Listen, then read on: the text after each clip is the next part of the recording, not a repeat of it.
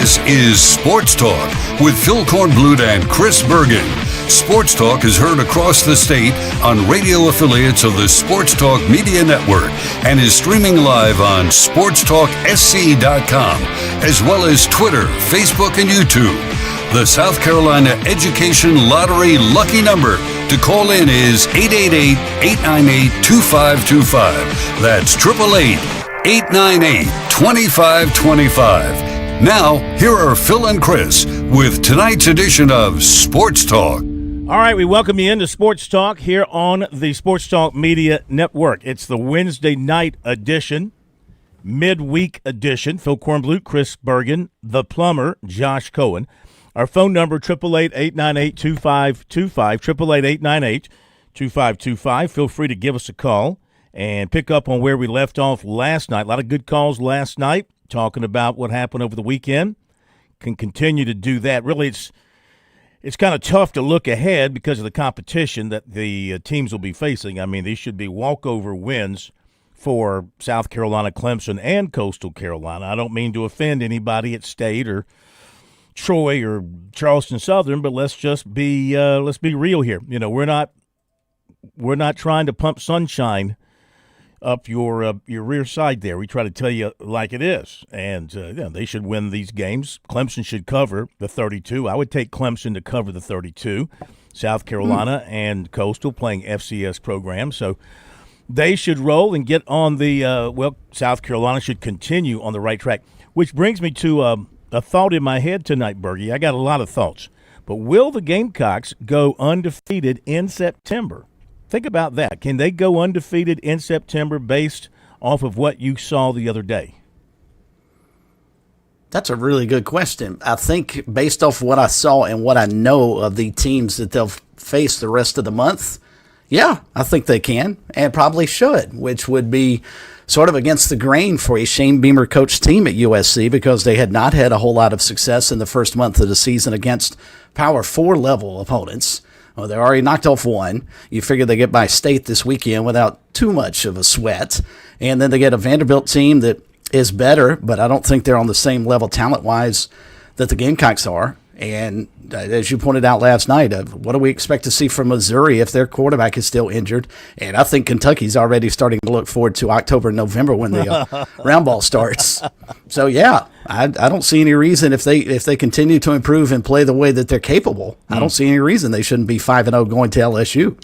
Well, one thing about Mizzou, they do have two quarterbacks. Horn was one of them, and he got banged up the other day. They do have another quarterback they kind of consider a starter. They kind of have two quarterbacks. They ran in there the other day, so I don't know how much that's going to impact them. Missouri always plays South Carolina tough, especially there. At home. But if South Carolina's good enough, if you're good enough, you can go out there and win that ball game. I would think if South Carolina takes care of business the next 2 weeks, they'll be favored going to Missouri. So that would be a tremendous road win for them. But we're jumping way ahead here. You know, you got to take it the old 1 week at a time. Meantime, Cade Klubnik pulled himself off the road. When I say that, I mean he was run over by a bus known as Dabo Sweeney. Run over and backed over and run back over again. Listen, I actually, I happen to like people who are straightforward. I don't necessarily like dancing from athletes and coaches. Give it to me straight. And he gave it to us straight yesterday at his press conference. He spoke straight. He called out his quarterback. He called out his offensive coordinator. He mentioned his left guard who needed to make a play and perform better in a particular play that cost them an opportunity. He called out his wide receivers.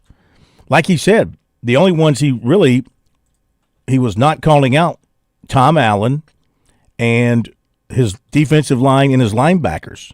So, I mean, he was an equal opportunity finger pointer yesterday at his press conference. So today, Klubnik met with the media. We'll bring you some of that of what he had to say. And he talked about, of course, the fact being he was publicly criticized by his head coach. But I think Dabo Sweeney measures things, and when he says things like that, he says it with a purpose. And he also knows he's got a quarterback who can take it. think he knows he's got a quarterback who's not going to curl up in a corner and feel sorry for himself. I think he realizes that he can criticize Klubnik, and Klubnik will take it the right way and will go to work and fix the problems that he had against LSU.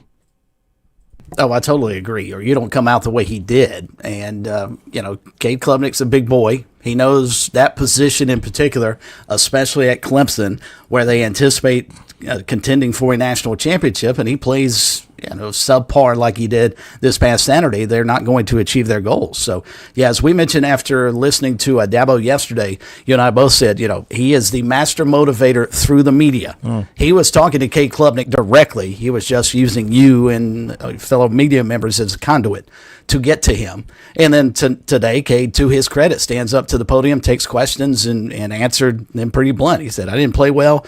The one thing I found interesting in his comments, he said after last year when he didn't play all that well against Georgia, he said he had players come up to him and tell him the reason we bounced back so well against Appalachian State was your attitude coming out of that game.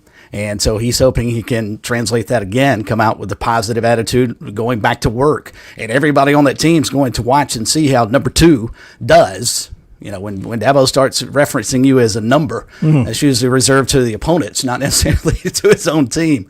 But if they see Klubnik come out and play well and go back to work, they'll follow suit for sure. Yeah, I would think so. I mean, he is the leader of that team, no question about it. And I think he'll come back and probably have a really good game against Troy. The Georgia Tech game looms very large for Clemson. That's going to be an entertaining game to watch because Georgia Tech is a good football team with a good quarterback, and it's going to be in Atlanta on noon, September 20th. So that should be a really good game. I think the South Carolina-Vanderbilt game will be a good game in Columbia. This is not your Vanderbilt team that you take for granted, not with their quarterback and their tight end and some of the other athletes that they have. You don't take Vandy, you don't take a win over Vandy for granted, though we're already counting it as a win for South Carolina. So I guess we are taking it for granted. But we shouldn't be taking it for granted because they're an improved program. They got a head coach who's got an idea and a plan, and they are supporting him. They've redone their stadium. He's an alum, and he knows what it takes to play football at Vanderbilt. So that'll be a test for South Carolina, but I think it's one that they should pass and stay undefeated after 3 games. Tonight, we'll hear from Klubnik, as we mentioned, and also we have, of course, our Wednesday visit for Chalk Talk with Coach Reedy and Coach Johnson. And then 7:35 tonight, edition of SC Wild. Major Billy Downer will be with us tonight at 7:35. Look forward to having him with us from the Department of Natural Resources. It's a great time, of course, to be outdoors and participate in things, and he'll have a special guest tonight as well. So that'll be at 7:35 tonight here on Sports Talk. Of course, Clemson got a late-night commitment, or, well, sort of late night. Depends on what time you go to bed. I guess it was kind of early for me. Maybe for you, Bergie, it was late night because you hit the rack around 9 o'clock, don't you? Not quite that early, but I start thinking about it. No, normally 10:30 for me. Yeah. I'm not even tired then. I'm just sort of getting my third wind at that point. So yeah, I mean, you and I are on different clocks, which works out well because I can cover stuff in the morning before you get up. You can cover stuff, late at night, 2 o'clock in the morning. Yeah, I mean, works out great. I happen to believe anything that happens before 11 o'clock is not important. So the Tigers got a commitment from Harrison Luke. That's Matt Luke's son.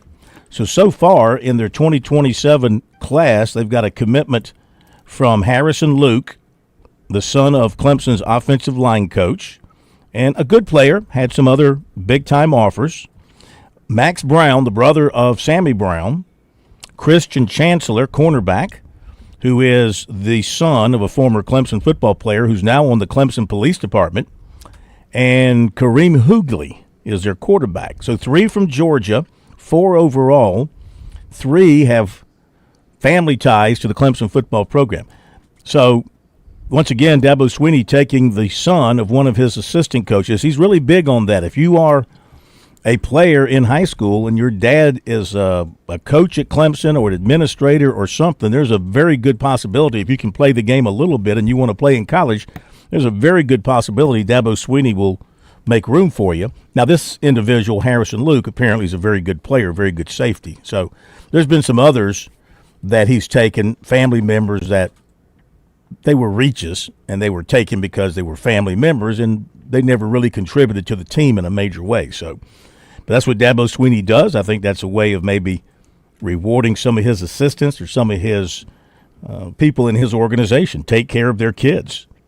And I like that, Phil, too. And I wonder, too, a little bit how much of it is to make sure that other programs can't come back and say, well, good grief, you couldn't even play for your own dad at Clemson. You know, how are they handling recruiting over there? They didn't bother to offer you. Well, we'll take you.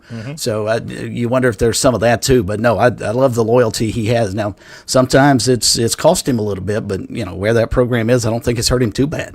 Did you realize, I didn't realize this till South Carolina put it out, that Shane Beamer is the fastest USC coach to 30 wins in school history? I would have thought it was Spurrier for sure, but no, yeah, it's Coach Beamer.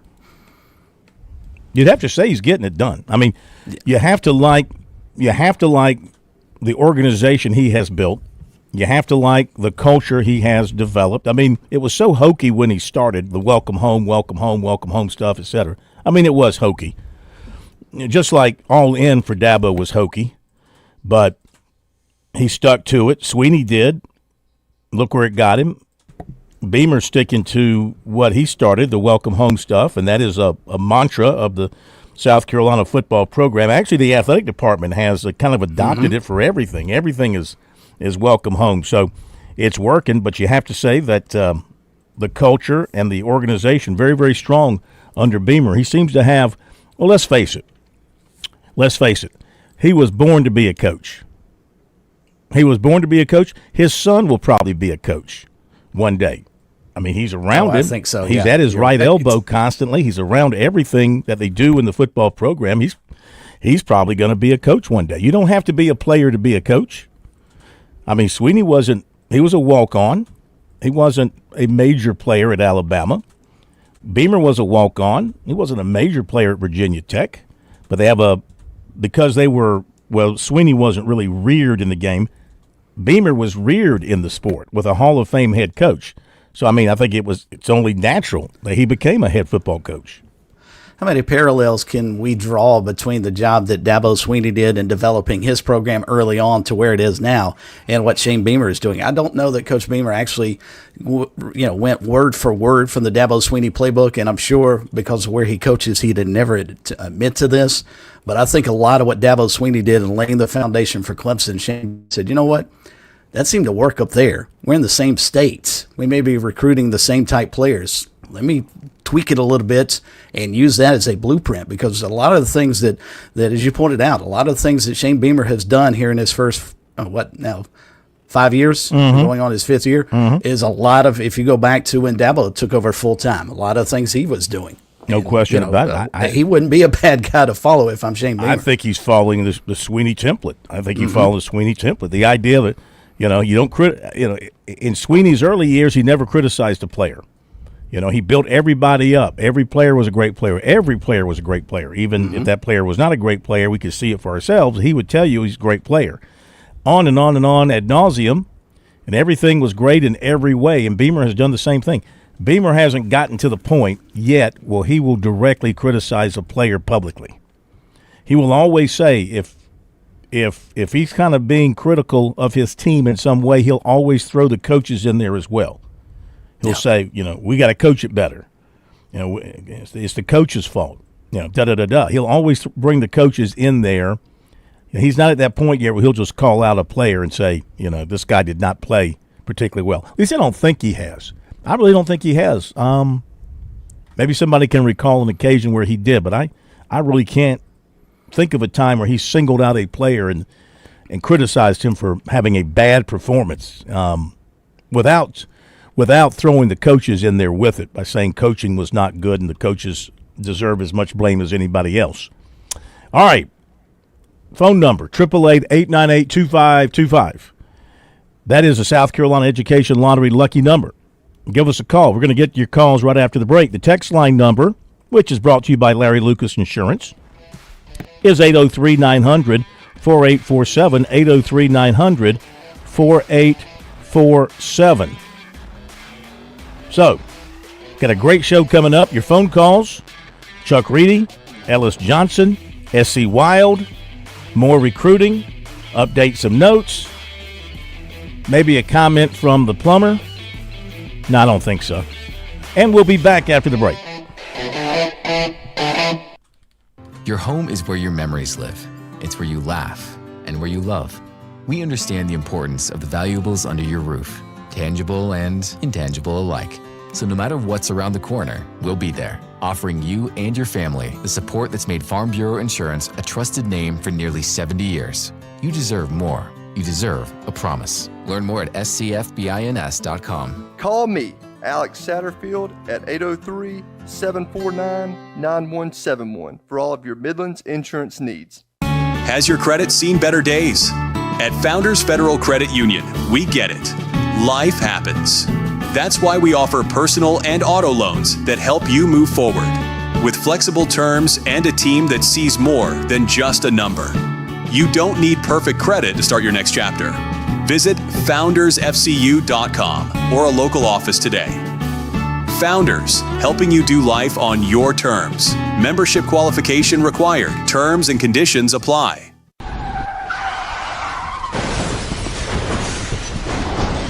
I'm attorney Jim Corbett. That's the sound of a big hit on you and your car or truck. I've been an attorney for more than 30 years, helping people who get injured in car wrecks and truck wrecks. If you have serious injuries, call Jim Corbett, 803-765-2968, or email me at jim@jimcorbettattorney.com. That's Corbett. I don't get paid unless I recover for you. Jim Corbett Attorney, for your best recovery from a big hit, 803-765-2968, or jim@jimcorbettattorney.com.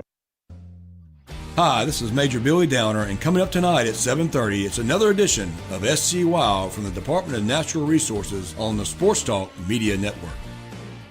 One lottery ticket makes a big difference for our state students. And when I say big, I mean bigger than jackpot big. Since 2002, South Carolina students have benefited from more than $6 billion in lottery-funded scholarships and grants, including the Life, Hope, and Palmetto Fellow Scholarships. With every lottery play, you're supporting our students, and that adds up in a big way. That's why education is our middle name. Learn more at sceducationlottery.com/betteryou.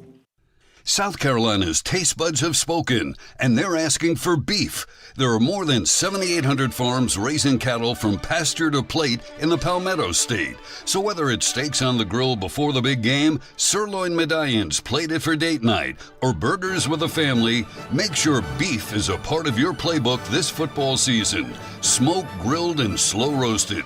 Find the best way to enjoy your beef at sccattle.org. Beef, it's what's for dinner in South Carolina. Funded by the South Carolina Beef Council, part of the Beef Checkoff program.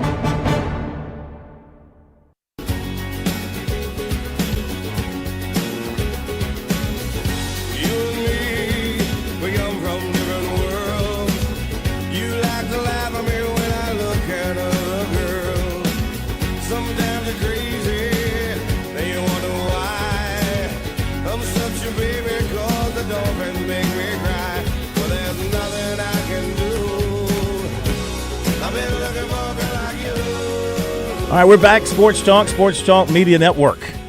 Phil Kornblut, Chris Bergen, and the Plumber. How's college going, Plumber? It's Got any great. fights yet? No. Did your roommate threaten to kill you? No, but I did get sniffed out by a police dog today. Hey. Yeah. There you go. Welcome to the big time. I was walking down Green Street. Did you hide your stuff before they got to you? No, I was walking down Green Street, and the officer was walking behind me, and the dog just came running up behind me and was sniffing my book bag. Eee. Got nothing in it, so had nothing to be worried about. Have you gotten any grades yet? I do. I have a 98. That's the only thing I have. In what? Is that in University 101? That's in statistics. I would hope he's doing better than 98 in University 101. Oh, I know people that got a B in University 101. I don't know how you do that. I thought that was pass-fail. So the first lesson in University 101 was about campus safety, and you know what day that was? That was the day after the shooting hoax. Oh, was it really? On that Monday after the shooting hoax. So. All right. I'm glad you hadn't flunked out yet. Let's go to the phones, 888-898-2525. We go to Bruce out in Missouri. Up first tonight. Bruce, welcome into Sports Talk. How are you? Off. Oh. Are you impersonating a dog? Yeah, I'm attacking them. Anyway, yeah, I'm going to declaim, this is Gamecock Larry season. Yep. And just giving him a voice to talk about, Gamecock Larry had that soul in him.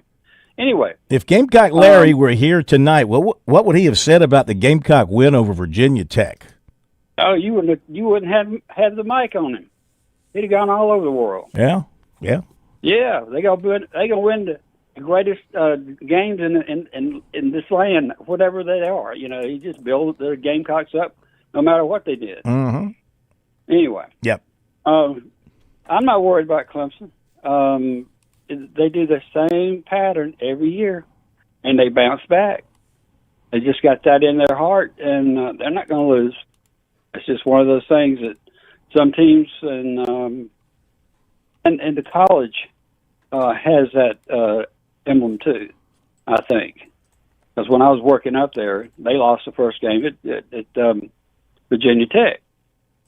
The first game. And they didn't know who Virginia Tech was back then. Mm-hmm. Anyway, so I think Clemson's going to do just fine like they did last year. They'll play in the playoffs. Do you think they will lose? Do you think they will lose another game?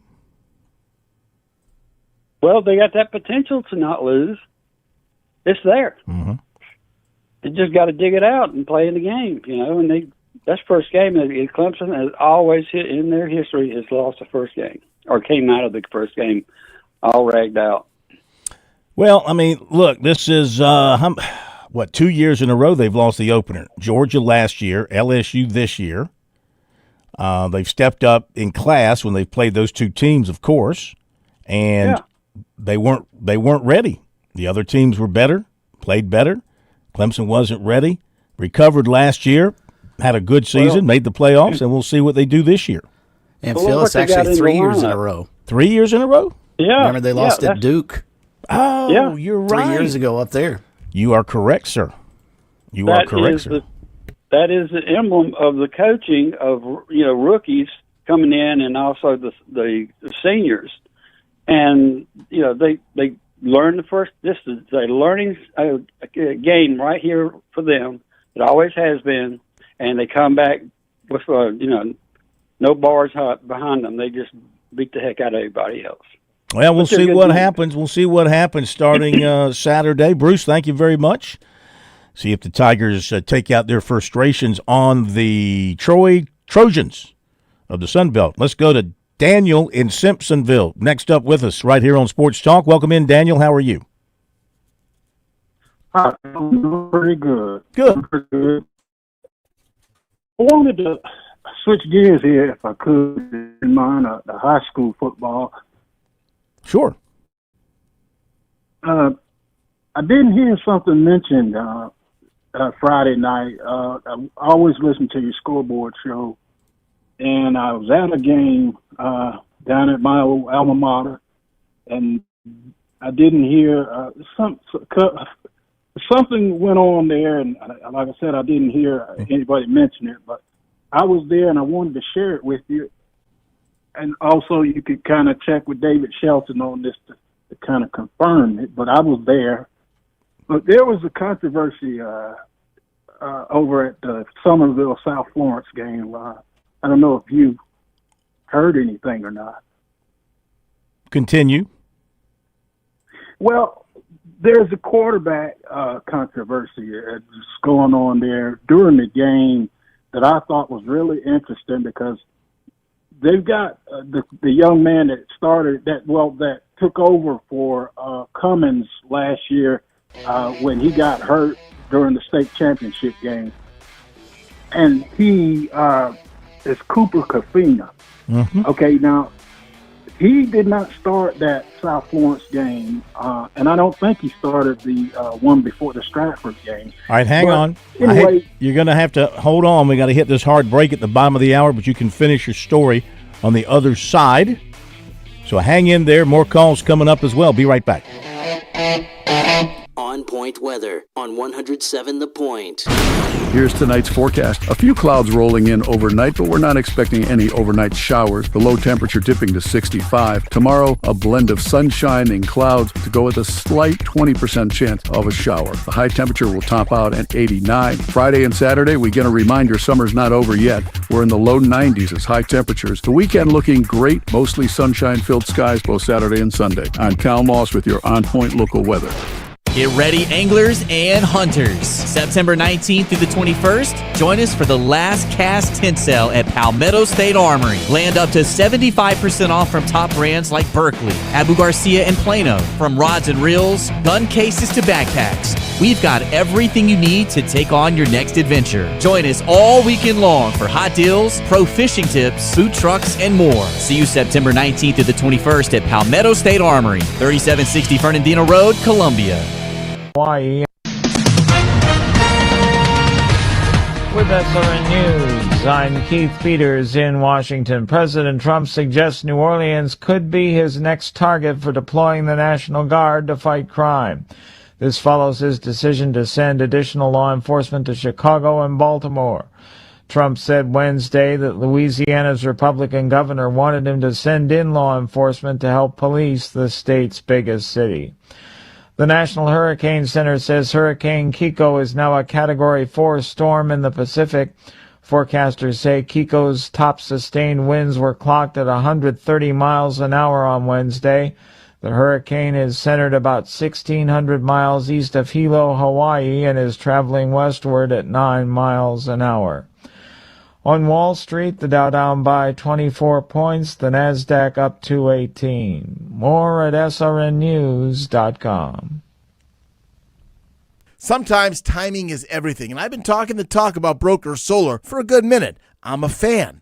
I've had some Point listeners ask me about Broker Solar. They're on the fence because of what's going on in D.C. Now that the politics have settled, we know what's in that big, beautiful bill. We know the federal tax credit for getting solar power at your home. It's going to end in December, so the clock is ticking. You want that 30% federal tax credit, believe me. So we need to get Ken out to your place before they cut it. Plus, you'll still get a 25% tax credit here in South Carolina. So yeah, timing is everything. 30% federal, 25% state credit. Are you kidding me? That's a big part of the cost already knocked out for solar power. It's time for you to take control of your own power bill. Like I said, timing's everything. Now is the time. Online, it's brokersolar.com or just call Ken and his team. 807-7417. That's 807-7417. brokersolar.com.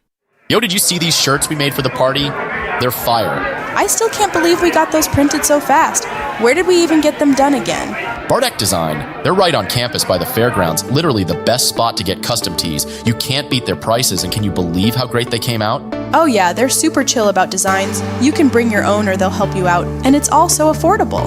Plus the turnaround. Lightning fast. They are super cool. And before I knew it, I had my swag.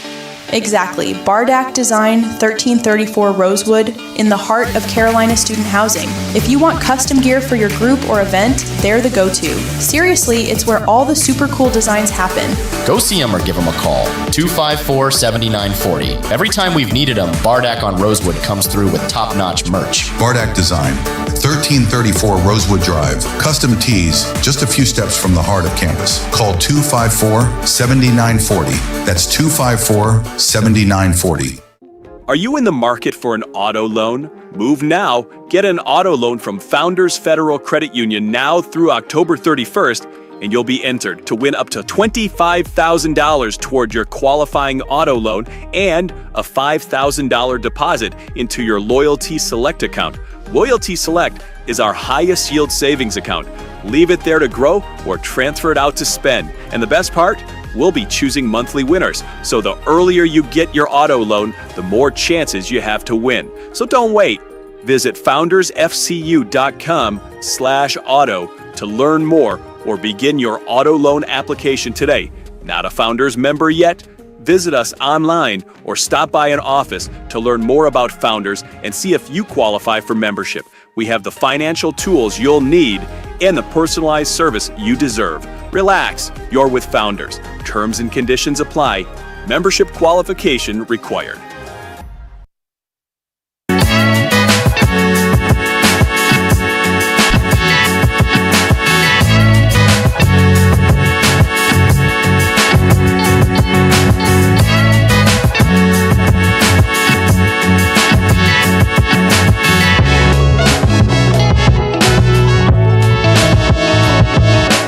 We are back on Sports Talk here on the Sports Talk Media Network. Phil Kornbluth, Chris Bergen, Josh Cohen, 888-898-2525. Back to our caller in just a moment. Couple lines are open now if you want to join us. That phone number, 888-898-2525. We're going to have a hot weekend, people. We're going to have a hot weekend. It's going back up into the 90s. And if you're not going to a football game somewhere, you know where you need to head.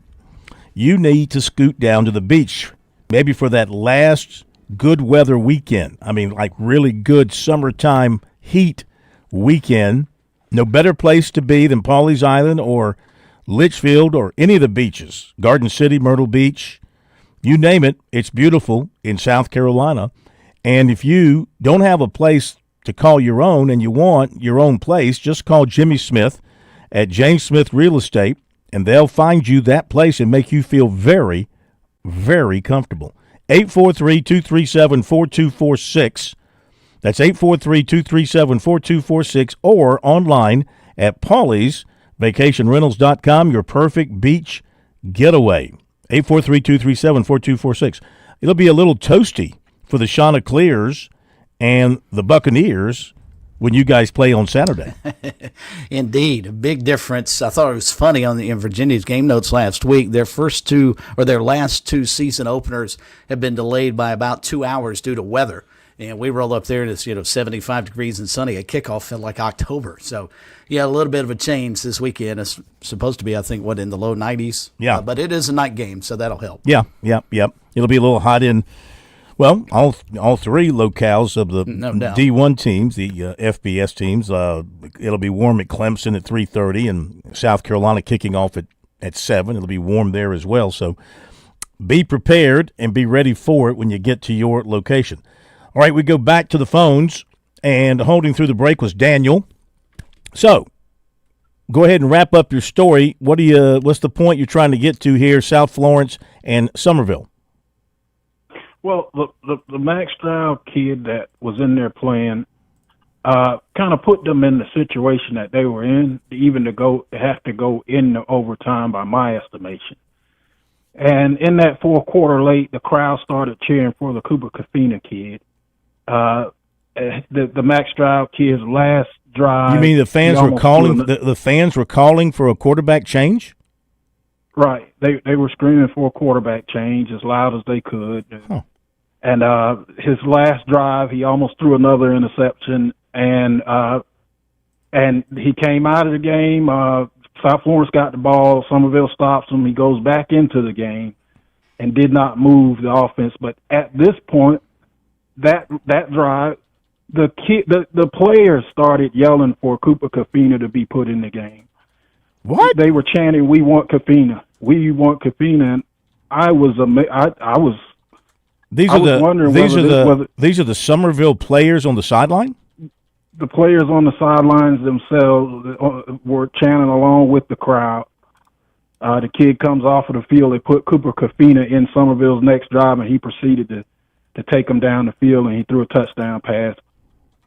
And the game, you know how the game went to overtime, and South Florence got him in the end. But a lot of people left the game feeling like had they started the Cooper Kafina kid, Somerville wouldn't have been in that situation. But how do you handle something like that when you've got your teammates on the sideline? I would hope the coaches took those kids and admonished them for that. I didn't think that was right, and I felt kind of bad for the Max Stroud kid, but to have your own players. Well, apparently Somerville's got I know they have a terrific receiver in Jaden Kelly Murray, and apparently they got two quarterbacks who were pretty good quarterbacks. Maybe one played a little bit better than the other, but I'm hoping that. I mean, I don't know that Coach Rafferty would have to handle that with his players on the sideline. If they were vocally calling for the coaches to change quarterbacks, that's unusual. You don't usually see that, You don't. Like I said, I was dumbfounded about that, and they were yelling right along with the crowd, And I just, like I said, I don't know the kid's family, but I just kind of hope they weren't there, maybe. But I think odds are. Look, if you're a quarterback, you got to have a thick skin. And thank you for the phone call. I'll ask David Shelton about that. You have to have a thick skin for the good and the bad. Let's see, Kafina. He's got offers from Catawba. He's been offered also by, looks like Newberry has offered him. So he's considered a Division II level player by the recruiters. And so, he's obviously a pretty good quarterback. He's got some college attention coming his way, but not the big-time stuff. So that's interesting there, Bergie, that according to the caller, you had the fans and you had players on the sideline calling for a quarterback change. I don't know that I've ever heard of that before. I haven't, and I don't want to ever hear of that again. It's one thing for the fans. There's a reason fan is short for fanatic, and if they want their other guy in, they start chanting. Not the best at the high school level for sure, but somewhat more understandable. But when your own teammates are chanting for you to make a quarterback change, that can't happen. Yeah. And I don't know how that kid, the starter, ever recovers from that, in terms of his confidence. Well, my teammates don't even have confidence in me, Coach. Why would I want to run out there? Yeah. Yeah, I hope that, if that's an accurate description of what went on, I would hope that the Summerville coaching staff addressed that in the locker room and said, hey, we'll do the coaching, we'll make the personnel decisions.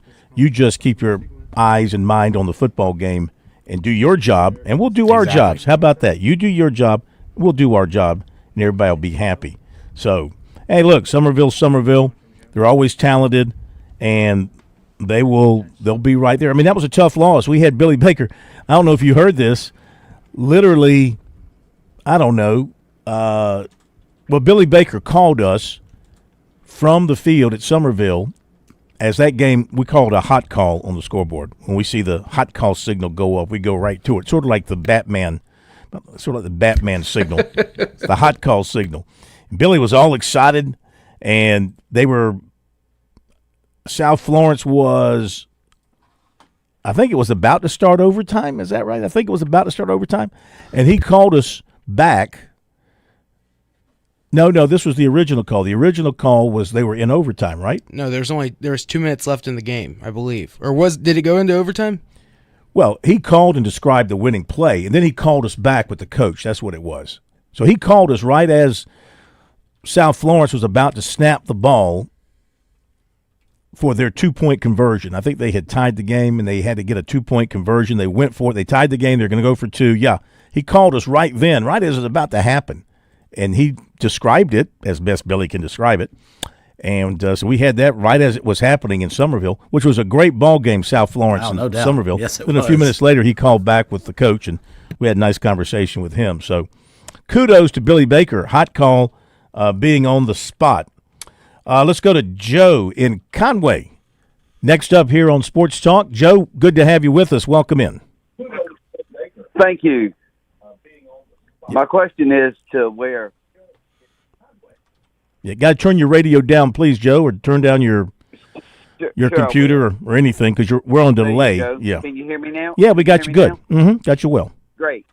I'm from Somerville. Went through the Somerville program, and yes, I want to let you know, Mr. Bergen, that guy that started is not from Somerville. The backup is a player off of the JV team that moved up. He deserved every right to be in that game, and Eon Rafferty is probably going to be in some hot water with the Somerville old-timers, because I'm an old-timer as well. So that's just an intern problem that this family just moved in, and I don't want to mention their name. I mean, nothing about them. But anyway, they just moved into town and thought their son, because of who they are, was supposed to be the starter, and they just kicked this guy out. They did wrong, and I think Eon Rafferty, I know him. I think he'll correct it, but that's what the deal is right there. So thank y'all very much. People are upset about this, is what you're telling us. Very upset. I mean, My sister is a Dorchester County school teacher, and she called me and she says, Joe, she cannot believe what's going on in that program right now with the way that they're handling this situation. So let me make sure I got this right. So Cooper Kafina is the veteran quarterback. Yes. And he was the one that people were allegedly calling for. The other quarterback is a newcomer to the program, and he had been the starter. He was the starter at the beginning of the season. Well, I heard over the summer that a new quarterback came into town that he was going to take over, and that there was already a lot of problems about this one that went through the program that should be the starter and is the better quarterback. Obviously, the better quarterback. And I'm gonna tell you, we got Berkeley Friday night. It's gonna get ugly if they don't do the right thing in Somerville. Ooh, like what? Ugly what? Well, the team would just give up. You know, we have pride in Somerville. That's just something we have always drilled with Coach McKissick. We've always had pride, and we carry ourselves very well. But it's got to the point now where other things are involved, where I think that it needs to be corrected internal. Thank you for that. Appreciate it. I didn't realize all that was going on, Bergie. What a mess. Yes, sir. Thank y'all very much. Thank you. Appreciate the phone call. Thank you for listening to us down in Conway on 93.9, our beautiful new affiliate, our big, beautiful new affiliate in Myrtle Beach, WMIR 93.9 FM, up and down the coast. David Shelton will have to unravel this for us on Friday. No doubt. And if anybody knows, it'll be him. This is a David Shelton issue and question. Wow. From ear to ear. So we'll let him handle that. But man, well, you know what? That's high school football in South Carolina. It's passion, it's the emotion, it's families, it's longtime families. And you know what? I mean, Somerville, there are newcomers, there are transfers all over this state. You know, we've talked about it all off season about all the transfers. So how many kids who grew up in a program are being displaced?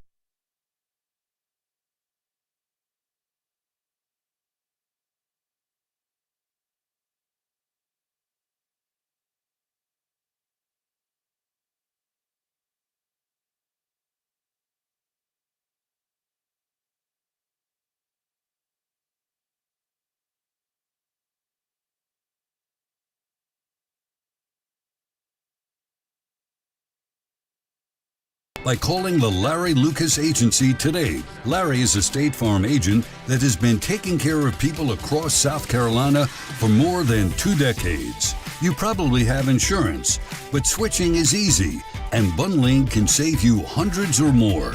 Most importantly, the Larry Lucas Agency can help you choose the protection you want at the price you want. All backed by South Carolina's #1 home and auto insurance company.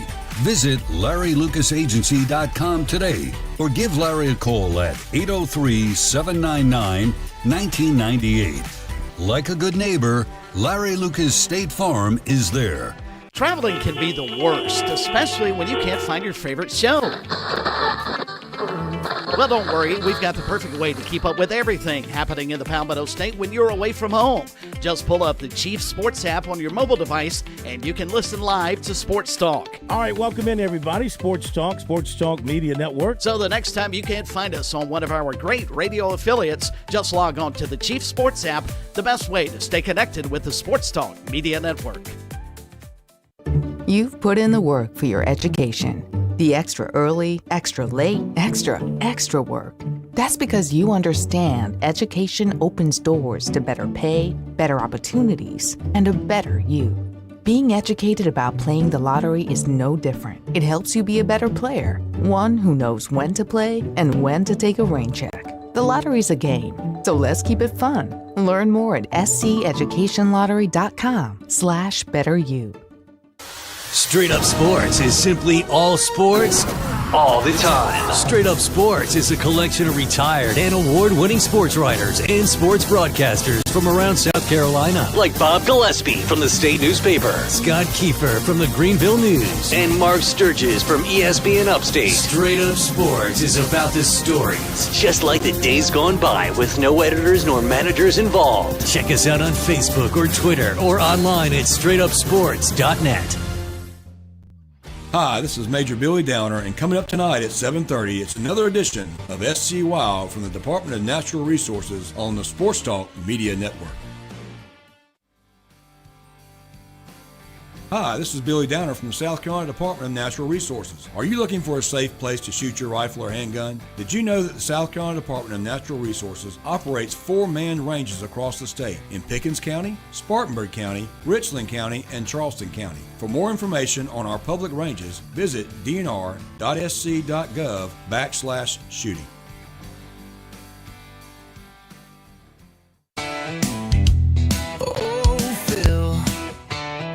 You're supposed to stay neutral, but your stripes show it's indisputable.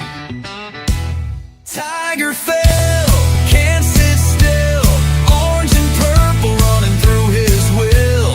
Calls it fair, but we know the drill. Tiger Phil, oh Tiger Phil. Max Stafford is a quarterback the callers were talking about. He transferred from IMG Academy in May of 2024. Oh, he went to IMG Academy. He was at Summerville or in the Charleston area, went to IMG in 2024, then returned in June of 2025. And so now he's back at Summerville. And there you go. We'll see how this thing works out. Max Stafford is the other quarterback on that Summerville roster. So they got some competition going on there, but apparently there are some people who believe the wrong guy is playing quarterback, and that's what you're going to have on the high school level. Speaking of playing quarterback, Cade Klubnik plays quarterback for Clemson. Some might question how well he plays it sometimes. National media still love him, still think he's a candidate for the Heisman Trophy, still think he's going to have a great year, and he might very well just go on and blow it up from here. His head coach, however, criticized him yesterday at his weekly press conference. Today, Klubnik met with the media and talked about the performance against LSU and the comments from his head coach. I think the biggest thing was not trusting the coaching. I think a lot of players, we played hurried and not quick. Like, you want to play fast and you want to play. You know, I think that in the position that I am and the leaders on the team is, you know, I think that everybody's looking to someone, you know, and in the position that I am, I think that whether I want it or not, everybody's kind of looking to me and how I'm going to react. And I was upset, and it took me a few days to really bounce back from it because of the way that, you know, I played. But I remember last year, and I remember losing week 1, and I actually had a guy come up and tell me, I think on Sunday or Monday, they said, you know, everybody's pretty mad about last year's first loss, and they said they showed up on Sunday and on Monday, and I had a ton of energy and a ton of enthusiasm and ready to push guys, and they said that just totally changed their whole mindset. Changed the way that they went about practice and their mindset for the week and how to attack the next week. And then we went on to have a great week too. And that was just a really good reminder to me, like, hey man, like, you know, my influence is very heavy, but like, I got to change my mindset too. I got to attack every single day and attack every week. And I think that, you know, that's what I got to do, and that's what needs to be done. And, you know, just excited to go back to work and excited. It's been a, you know, really good first couple days getting ready for this next week, and you know, I feel really confident about this team. I think that, you know, a really good team that's going to have a great year, and I think Coach Sweeney said it, and he said it to us before, and I know he said it to y'all, but this, you know, this game gave me no doubt about our team and what we can do, but just totally fulfilled us with confidence in what we can do and what we're about, and just it's exciting. So. What were some of the things that has kind of encouraged you guys after the look of film, but just offensively speaking? Yeah, really physical, man. Really, really physical. You know, we played really tough. We had great calms all night. You know, I think we just, and in that sense, we're physical to the very end. We fought till the very end. We never stopped. You know, it would be easy to quit in some of those moments, and we kept straining until the very end. And we stayed together. That was a really good thing to say and see. We stayed together, and that was awesome. And yeah, I would say those are some of the highlights for sure. Coach, when he said that, you know, he knew that you were already mad at yourself about it, that, you know, people really didn't have to say anything. What were your thoughts after you left here? You know, you get changed, you get dressed, you leave. How were you feeling? I felt pretty cruddy. Just upset at myself, you know. That's really what it was, and you know, just upset, you know, and felt like I'd, you know, kind of let some guys down, and I know it's a team sport, but I still, you know, I own my mistakes, and just went around just, you know, owning it and, you know, not shying away from it. So, you know, I know what I did. I know, you know, I made some bad plays, and own to it, and know that I could have taken over the game. And that's, you know, that's really the hard part. It's, you know, I don't feel like I went and lost the game, but I knew that I could have taken it over. And the second half, Coach put the ball in my hands to take over the game, and I didn't get the job done. And that's really what it comes down to. And as a quarterback and as the person that I am, the player that I am, you know, I want to be able to control the moment and go and take over the game, especially when I've done and proved that I can. And I just didn't go get it done, and, you know, I had a bad game and didn't play like myself, and but we'll bounce back and go have a great year. So. And I know you pride yourself on, you know, your film study and all that, and you go back and you look and you see the hot routes that were open. Is that, you know, fixable in your mind? You just, you know, you go back and you go, how did I miss that? Kind of what was your thought process watching it? Yeah, just bad eyes. You know, I think I was too focused on what they were doing instead of what our fundamentals are. You know, I think that it took me a few days to kind of realize that. Just sitting there thinking about, like, you know, what am I doing right here? You know, I haven't done that ever. And just bad eyes. You know, it was just kind of what I said. Just was worried too much maybe what they were doing, and, you know, thinking about, you know, okay, Mike Fire, they might rotate right here, and, you know, this guy's going to drop out, instead of just like, all right, what's my first read? You know, and just kind of overcomplicated a little bit at times. You know, not every play, but, you know, 2 or 3 plays where I just kind of, you know, overcomplicated it, and just make the game simple. And I think Coach Riley does a great job of that. And, you know, I love the way that he coaches us, and I put that mostly on me. So, all right, there you go, Cade Klubnik. For those of you who weren't with us last night, we have an exclusive interview with Clemson head coach Dabo Swinney. And so in case you missed that exclusive interview, we've got that for you right now. In the interview, it was a one-question interview, and my question to Coach Swinney was, how would you like us to present the performance of your team against LSU to the fans on the show? How would you like us to present that to them? Say we suck again. Tell everybody we suck. Yeah. So are you going to do it? Do what? Tell them they suck. No, he did it. No, but we're going to let him. He can speak for himself. He wants you to. I mean, Clemson, you know, I think Dabo's a little over the top there when he is being a little hyperbolic. Is that a good word? Over the top? Absolutely. By saying we suck. I mean, they played a great team. They played a really good team. They played a team that's probably going to – I picked them to win the SEC, remember, in my SEC Media Day poll. I picked LSU to win the SEC. And, it's early. They got a tough road ahead, but, we'll see who's really improved. Is Oklahoma going to be really improved with their quarterback? You know, they're feeling pretty good. Is South Carolina for real? They're feeling pretty good right now. Alabama, not. Maybe Auburn. Auburn is Auburn for real? There's Ole Miss down there with a new quarterback, but Lane Kiffin is always has an offense that's humming, that's for sure. So, it's a long way to go, but I like the look of that LSU team. I think that they might win the whole thing in the SEC this year. Yeah, Very much so. And Dabo never says anything without thinking about it first. As I've mentioned multiple times, he is the master motivator, especially using the media to talk to his team. He knows his team is going to hear him say how badly he thinks they played, and they're going to be out to, well, we'll show coach. And by the way, speaking of Dabo real quickly, he's talking tonight. He said both Antonio Williams and Khalil Barnes have been able to practice a little bit this week. No change to their status, though, both still day-to-day. Okay, top of the hour.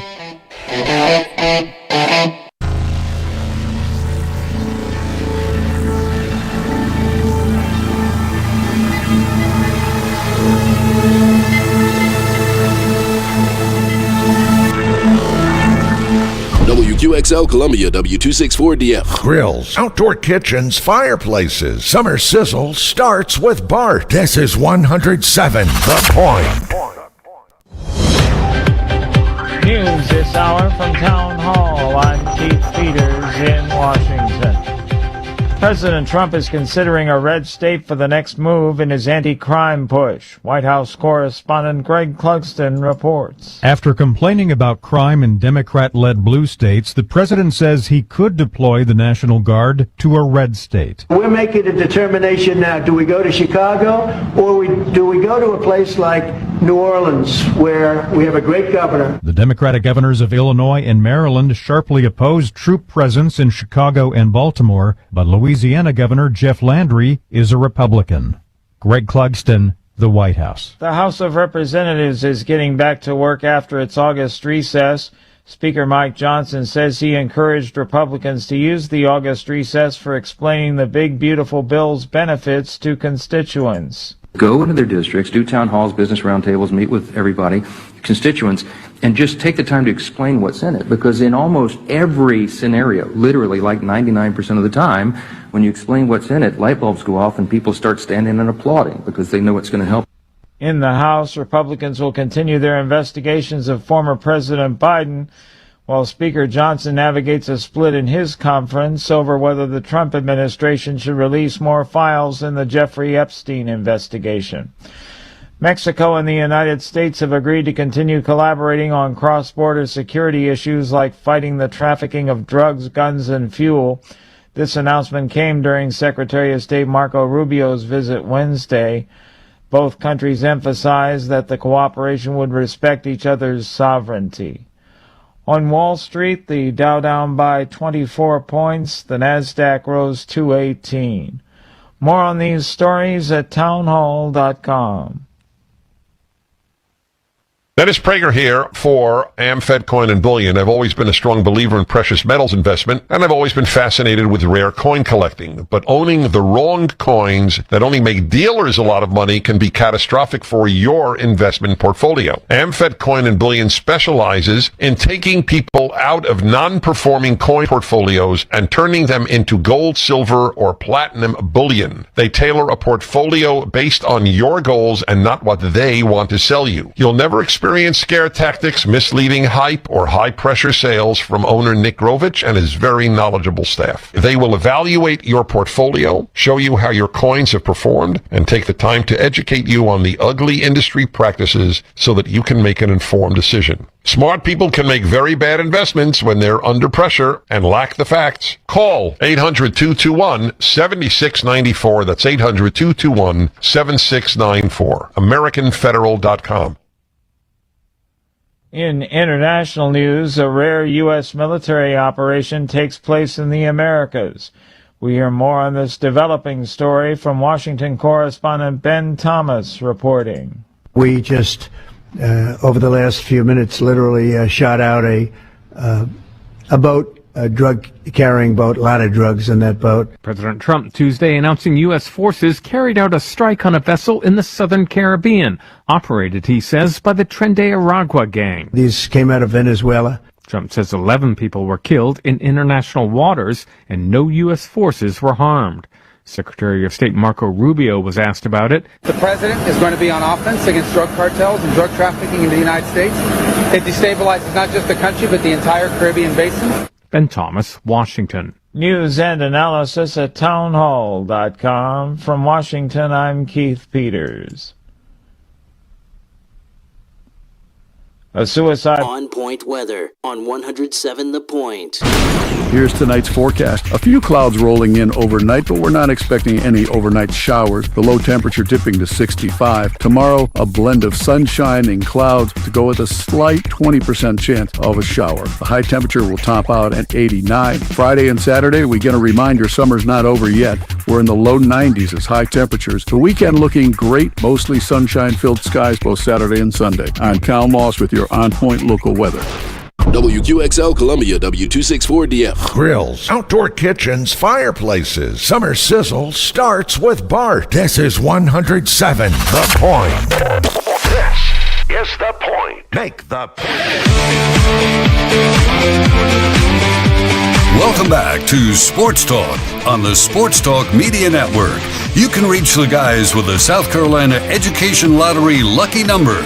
888-898-2525. That's 888-898-2525. Now back to Phil and Chris with the second hour of Sports Talk on the Sports Talk Media Network. Okay, we're back. Sports Talk Media Network on this Wednesday night. Phil Kornblut, Chris Bergen, the plumber, Josh Cohen. Appreciate the phone calls in the first hour. Coming up at the bottom of the hour, another edition of SC Wild from DNR with Major Billy Downer. But right now, talking about a couple of wild men being out in the wild, football wild, Chuck Reedy wild, Ellis Johnson wild. It's time for Chalk Talk. Get ready for a deep dive into the X's and O's. This is Chalk Talk with coaches Chuck Reedy and Ellis Johnson on the Sports Talk Media Network. Yep. Couple of wild men from the great outdoors of football. Chuck Reedy, Ellis Johnson. Two of the greatest football minds to ever walk a sideline in the Palmetto State. Ellis, good evening. How are you? Good evening. Doing fine. Good to have you with us once again. Good evening, Coach Reedy. How are you? Yes, sir, Phil. Doing great. Thank you. Always great having the two of you together. I feel so much smarter every time I talk to the two of you. So let's get at it.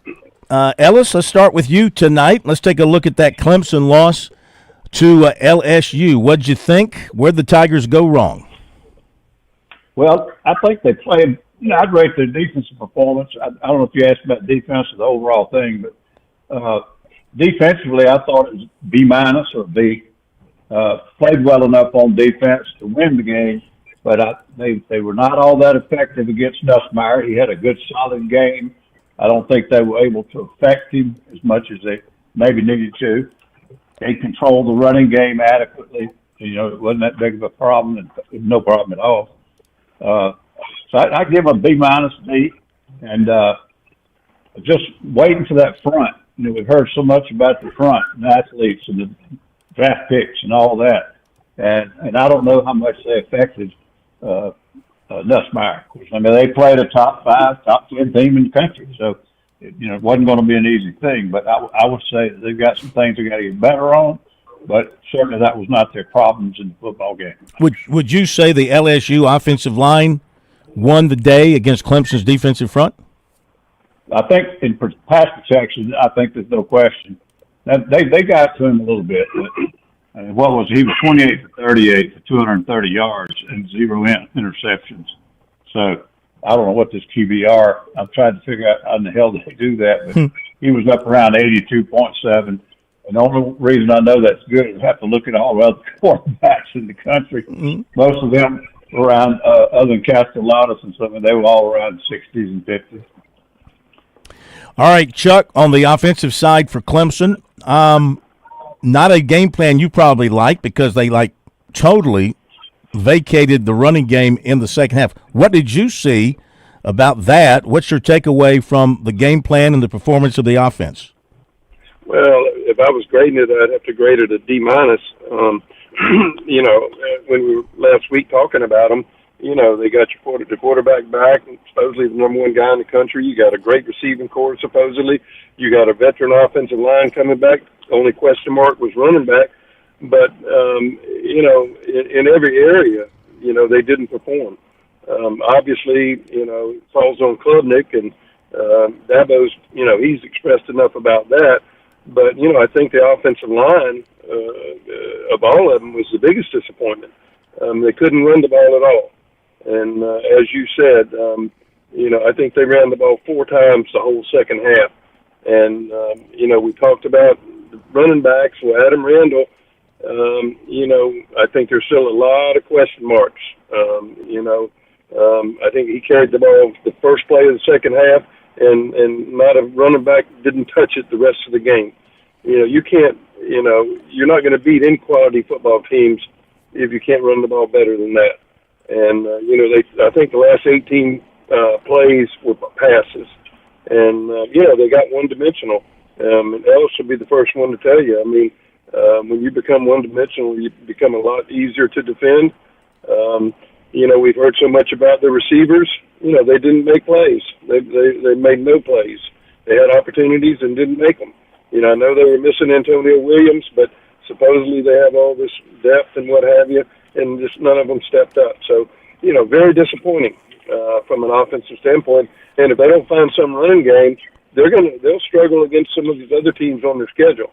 It won't be next week, but down the road, they can't find somebody and get some kind of running game. Putting it all on Klubnik is not going to work. I mean, I think we saw that the other night, and I think LSU probably gave a blueprint of how you defend Klubnik. And, especially in critical downs, they had Perkins, eyeballing him, spying him, and they weren't going to let him get out there and run for first downs and all that kind of stuff. And so, I think you may see some more of what LSU did going forward. Was LSU able to do that, what Coach Reedy's talking about with Perkins? And it looked to me like they were playing a lot of man coverage. What did you see in their coverage? Did they kind of feel like, as a secondary, that they could play the Clemson receivers without too much fear? They didn't worry about getting beat deep? When I watch on TV, I can't tell what people are paying out back until the play's about almost over. But I think that was an area that they worked extremely hard in the offseason to bring in some portal guys and that kind of thing. That was their problem last year, was their secondary. And they went out, and apparently they fixed it. But I think the problem was that Clemson abandoned the run too early. And I don't know if it's play calling or blocking or I don't know what it is, but now that was the biggest problem last year. And that first game, you run for 30 yards. So LSU probably fixed what was their Achilles heel last year. They got it fixed for this year. And Clemson apparently has not yet. Maybe they will, but it's not fixed yet. So, Chuck, from a running game standpoint, like you mentioned, they didn't run it after a few runs in the second half. And, I mean, so you didn't get a chance to see too many other running backs from that running back room. It's Adam Randall. Does he look like a major college running back to you? He doesn't to me. I said this last week. He may be big and he may be fast. And in all fairness, I think he carried the ball 5 times. He had the touchdown, which, he's obviously a big, strong guy. But, you saw nothing that would make you think that he was a quality running back at this level. Now, he may run for 200 yards against Troy. I don't know. But, no, you didn't see that. And obviously, the Adams and the other guy, they got a couple of carries. I think Gideon Davidson got in one play, and they used him as a blocker, and he missed the block. And I don't think he got in another snap. So, he's the guy that you heard so much about that, you'd have liked to have seen him. But, when you only run it 15 times or whatever many runs they had, there's not many opportunities for guys to carry the football. All right.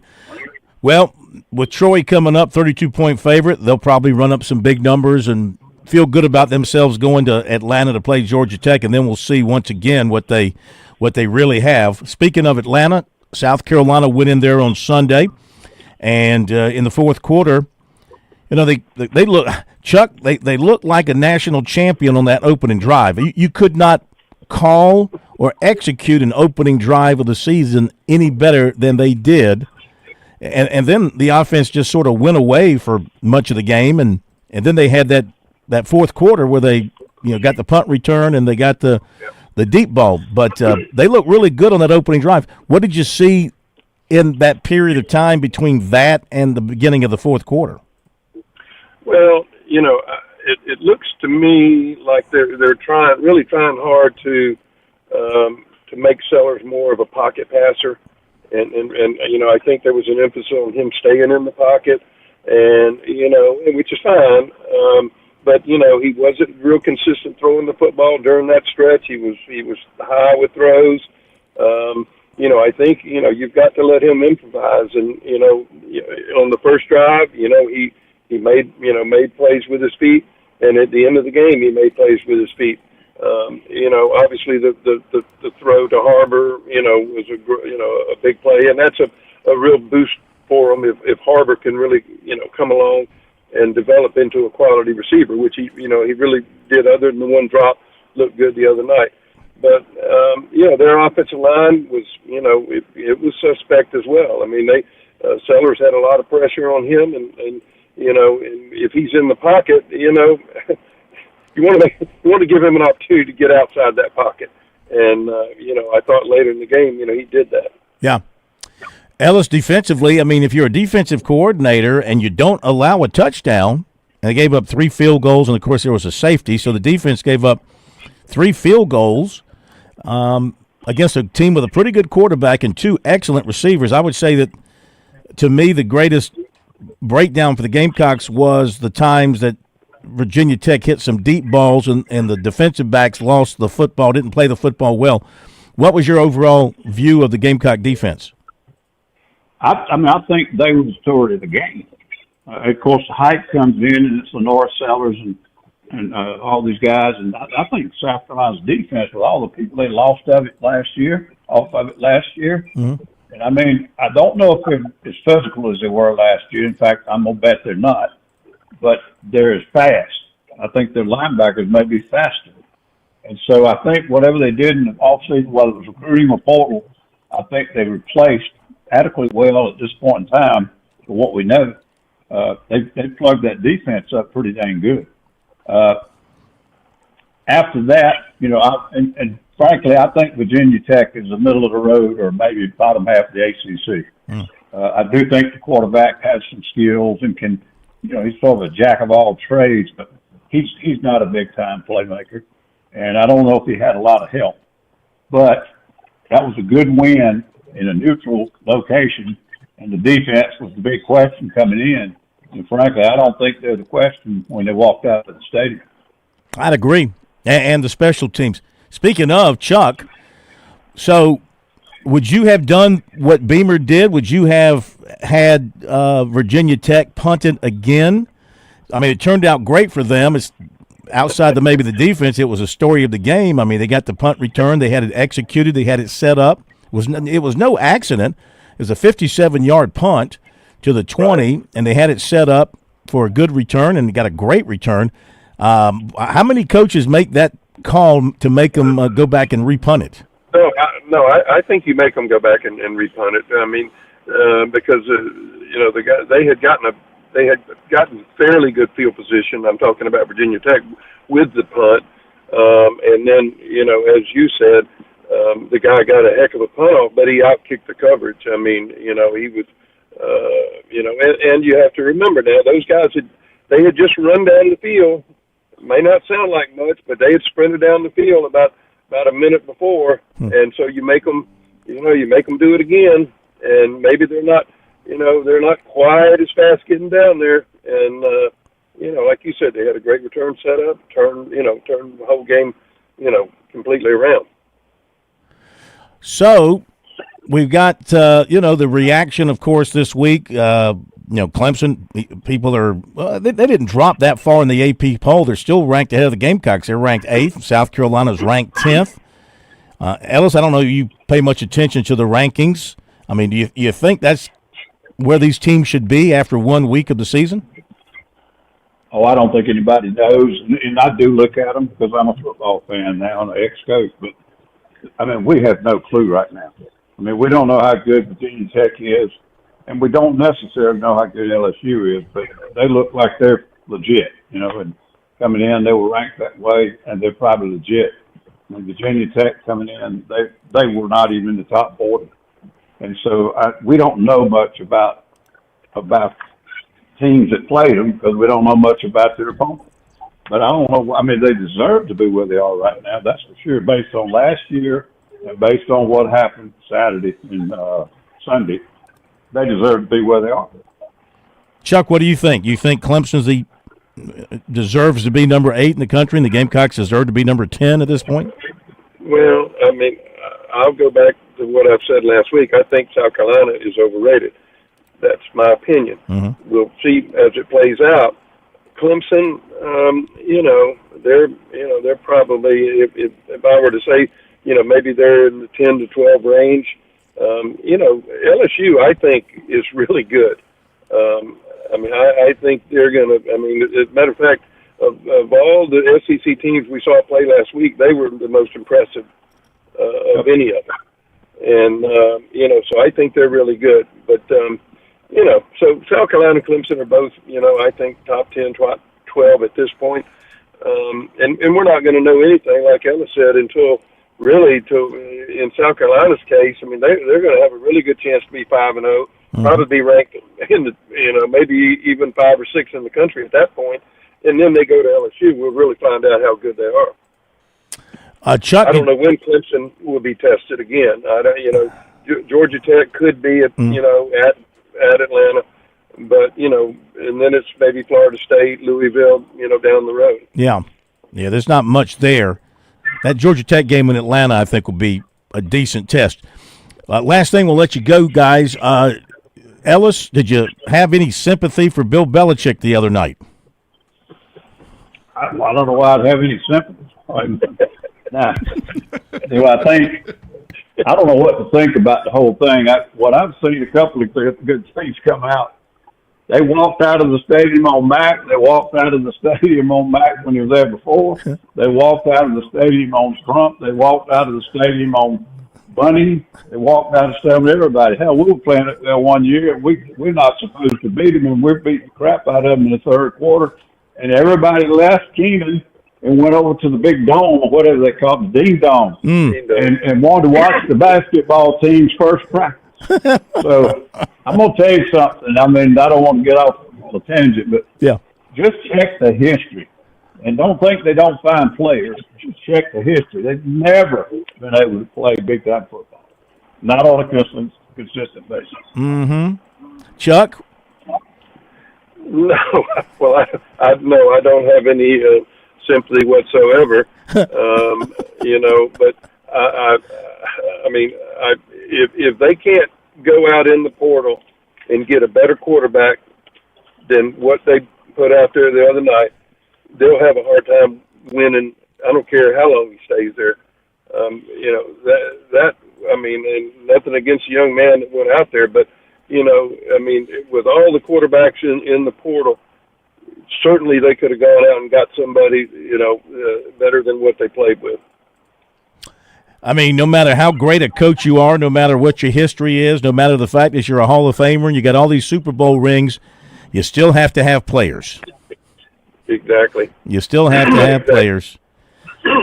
Anybody want to take a guess on what the old girlfriend had to say to him when he got home that night? Well, everybody loves to bring that up, and everybody that's throwing those darts at him would love to be right where he is. I knew you were jealous, Ellis. I knew you were jealous. They'd swap places with him in a heartbeat, but they love to talk about it. Jealous. See, Chuck, now you're not jealous because, Yeah, I'm not jealous at all. All right, guys. Thank you, Chuck. We're not going to see you for a couple of weeks. That's correct. Where are you going? Don't take Carnival. Don't take. Not take Carnival. But we're on Silver Sea. We're not. I'm sure Debbie did the reservation. She's smarter than that. I hope Carnival's not a future sponsor of Sports Talk. That's all I got to say. They aren't now. You're in trouble if they are. Jesus. All right, guys. Thank you so much. Thank you, Ellis. We'll talk to you next week, and we'll have you paired. I'll reach out to the All-American #1 draft pick, Rick Sanford, see if he'll sit in for Coach. So, Chuck, you enjoy yourself. Gives me a heads up so I know whether to study my offense or not. Yeah, pay attention to the entire game, Ellis, not just the defense, the entire game. All right, thank you, guys. I don't have to. Thank you, guys. Have a great night. Appreciate it, fellas. Have a great trip wherever you're going. Chuck, we appreciate it. Ellis, I think they're underestimating the glory that was Dick Crum at North Carolina. Dick Crum. Yeah. He had his moments. He did. Yeah. I mean, look, early 1980s, they had Lawrence Taylor on that team down there, and I remember the great game that Clemson went in there, and for the ACC championship, it was like the game of the year in college football. I think Clemson beat them by, 2 or 3 in Chapel Hill? All right, back with recruiting. In Columbia, South Carolina, game days are our specialty. Whether you're watching the game from inside the stadium or from the big screen at your favorite local spot, the energy remains the same. Craft the perfect fall Saturday in a city where there is plenty of action on and off the field. From tubing and kayaking to Soda City to rooftop restaurants and plenty barbecue. We're ready when you are. Plan your weekend at experiencecolumbiasc.com. You were always more than my mom. You were my role model, my best friend, and biggest supporter. You filled my days with unconditional love, and you also prepared for the day when you couldn't be here. Because of the woman you were back then, I'm able to be the woman I am now. Your planning made this moment possible. Set your family up for life. Southern Farm Bureau Life Insurance. Your friends for life. Life insurance isn't for you. It's for those you love the most. For a complete insurance review, call Buddy Bridges in Lawrence County at 864-923-2174, serving Lawrence, Clinton, and the shores of Lake Greenwood. Southern Farm Bureau Life Insurance Company, Jackson, Mississippi. Not licensed to do business in all 50 states. Hi, this is Major Billy Downer, and coming up tonight at 7:30, it's another edition of SC Wow from the Department of Natural Resources on the Sports Talk Media Network. Call Lawyer Lisa. Experience the difference with Lawyer Lisa. Hi, I'm Lisa Hosteller-Brown. Did you know your will is designed for your assets to pass through the probate court? If you want to keep your loved ones out of court, a revocable trust is a great place to start. Visit lawyerlisa.com for more information and to see how we can help. Call Lawyer Lisa. Experience the difference with Lawyer Lisa. 7511 St. Andrews Road, Irmo, South Carolina. When South Carolina's best high school football players take the field at the Touchstone Energy Cooperatives Bowl, they're backed by a powerful team of their own. As proud title sponsors, your local co-ops celebrate more than just a game. It's a tradition where talent shines, where teamwork matters, and where community spirit takes center stage. Don't miss the 78th Touchstone Energy Cooperatives Bowl, December 13th at Doug Shaw Memorial Stadium in Myrtle Beach, powered by your electric cooperative. Hi, Phil Kornblut here with our good friend George Bryan III, heard every Friday night on Birdies, Bogeys, and Biceps right here on Sports Talk. George, the Tsunami Bar, a very valuable tool for golfers. Why is that? Well, the first thing that I say is the tempo. It's the only tool out there that allows the study of tension right from the first grab to be expressed, and rhythm and tempo is what makes the bar work, and it gives you something awfully special to keep those hands soft and get that rhythm going. Learn more about Tsunami Bar technology by clicking on the digital ad on our website, SportsTalkSC.com, and save 5% by purchasing online using the promo code BBB5. The Sports Talk Recruiting Report is sponsored by Seawell's Catering. All right, got to move quickly. Recruiting brought to you by Seawell's, greatest caterers in the world, best buffet in the world. Check it out tomorrow from 11 till 2. You will not be disappointed. Clemson gets a commitment. Safety Harrison Luke, 6 feet 185, Bogart, Georgia, son of the Tigers offensive line coach. He was there over the weekend, been to Clemson many, many times. Also had offers Georgia, Ole Miss, Auburn, Tennessee. The other primary offers for him. Tight end Caden Ramsey of Cross will announce on Monday at 12:30 at his school, named a Final Four of USC, Virginia Tech, Georgia Tech, and Syracuse. Greenville High defensive end Franklin Whitley will visit Virginia Tech Saturday. He was at Clemson last Saturday. 27 cornerback Josh Dobson of Catawba Ridge will be at Oklahoma Saturday. Visiting USC Saturday, receiver Christian Jackson, Ridgeview, receiver Trey Wembley Daniel, running back David Segura Burns, defensive end Josiah Fields Charlotte, quarterback Trent Seaborn Alabaster, Alabama. They'll all be at South Carolina on Saturday night. SC Wild is next. On Point weather on 107 The Point.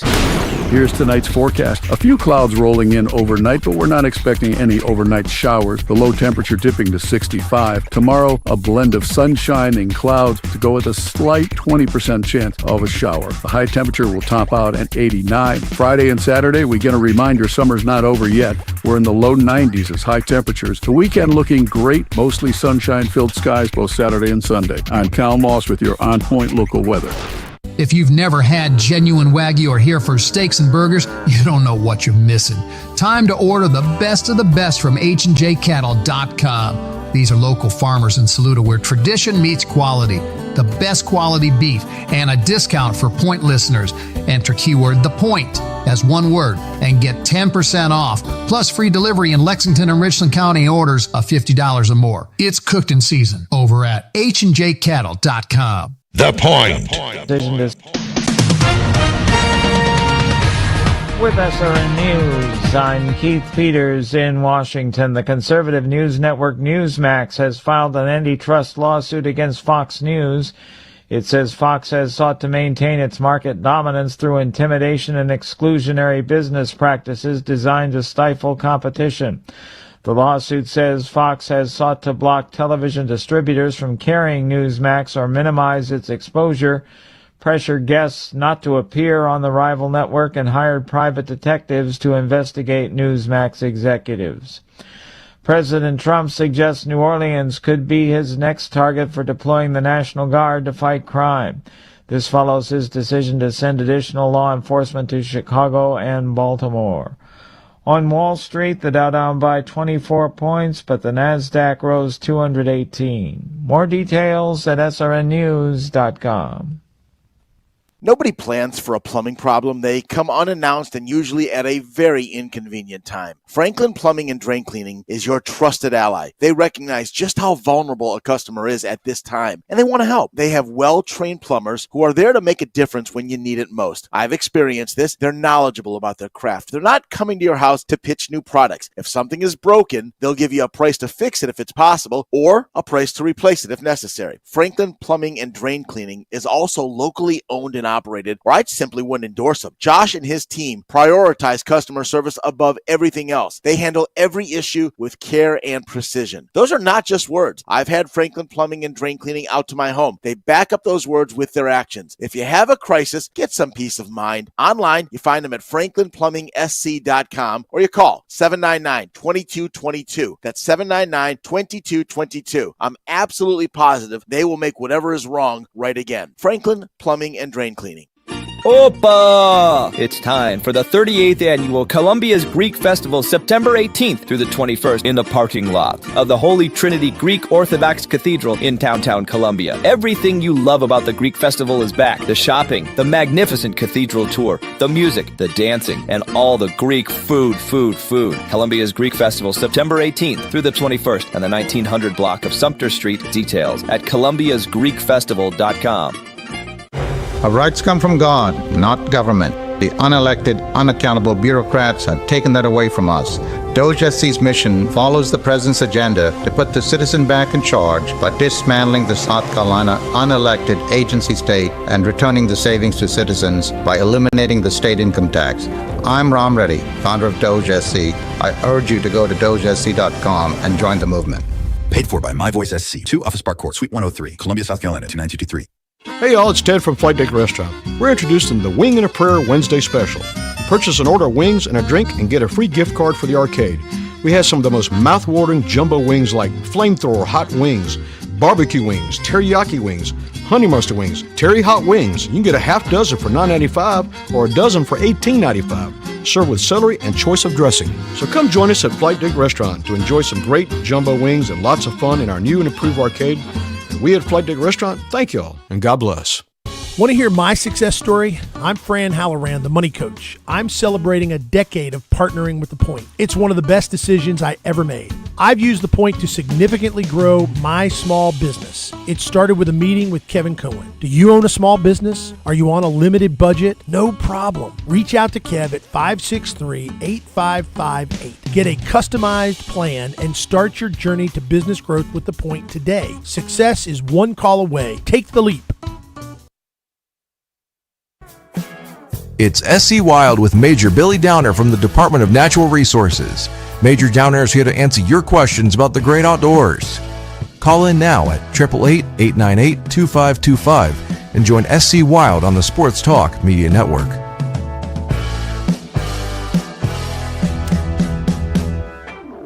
All right, we continue on this big Wednesday night edition. Sports Talk on the Sports Talk Media Network. Now we transition over to SC Wild from the Department of Natural Resources with Major Billy Downer. Another beautiful day in South Carolina. Beautiful weekend ahead. Hot weekend ahead, Major. Great to have you with us. How's the heat going to affect people on the outdoors from a hunting and fishing standpoint this weekend? It's going to be hot. I would do a Robin Williams play off of his movie. That was great when he talked about how hot it was in Vietnam. But it is going to be hot this weekend. It will affect things. It just makes it more miserable for the hunter. It doesn't really change things when you talk about dove hunting much. I mean, dove hunts in hot weather are normal. We have enjoyed the cooler weather this week. It's been a great start to the deer season for folks here in the Sumter area, Sumter Clarendon area. Cooler weather always makes deer hunting more enjoyable, and I think it makes deer walk a little bit better when it's not so hot. They'll come out a little earlier in the evening. So cool weather does that. But dove hunting, you're used to 100-degree days and heat in a dove field. Birds fly. With the sun full out and hot as it can be, they'll still fly. And this weekend will be no different. So expect to see that. Just I will say that reports from Monday's opener have been somewhat disappointing for a lot of folks. Some folks have birds. You always find the fields that have birds, they just have them. And then some fields just don't that used to. We talked about that in our last show about how the population is actually down a little bit right now, which is just a little bump in the road. Don't see that as a permanent decline. But certainly that could be affecting what we're seeing in the fields this year. Mm-hmm. So folks that have birds in the past haven't had them as much this year. It doesn't seem. I've heard of a lot of hunts that were a little slower or somewhat off. But it doesn't matter. Folks will still go out again this weekend. First Saturday hunt for the year for dove season.